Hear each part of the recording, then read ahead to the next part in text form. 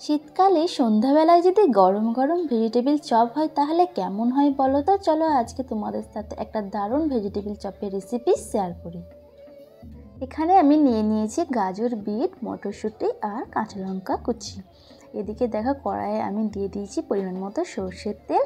এবার দিয়ে দিলাম উপর থেকে পাঁচফোড়নটা একটু ভেজে নিয়ে এবার আমি দিয়ে দেবো গাজরগুলো আমি এখানে গ্রেটারে করে ছিলে রেখেছি।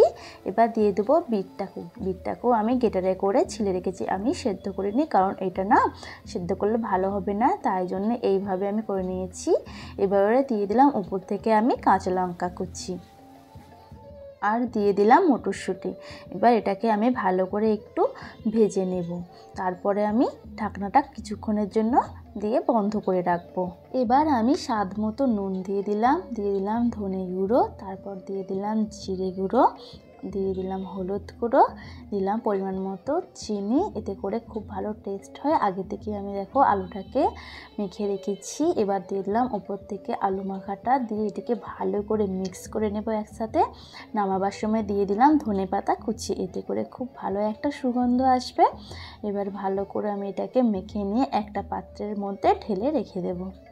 ঠান্ডা হওয়ার পর এটাকে হাতের শেপ করে নেব, ঠিক যেরকমভাবে ভেজিটেবিল চপ তৈরি হয় ঠিক ওরকমভাবে আকৃতি তৈরি করে নিয়ে এবার অন্যদিকে আমি বেসনের ব্যাটারটা তৈরি করে নিয়েছি। এখানে দিয়েছি কর্নফ্লাওয়ার হাফ কাপ বেসন, পরিমাণ মতো নুন দিয়ে আমি বেসনের ব্যাটারটা তৈরি করে নিয়েছি। এবার ডুবিয়ে নিয়ে ব্রেড ক্রাম্বের কোট করে নিয়ে এখানে তেলে ভেজে নিলেই তৈরি হয়ে যাবে গরম গরম ভেজিটেবিল চপ।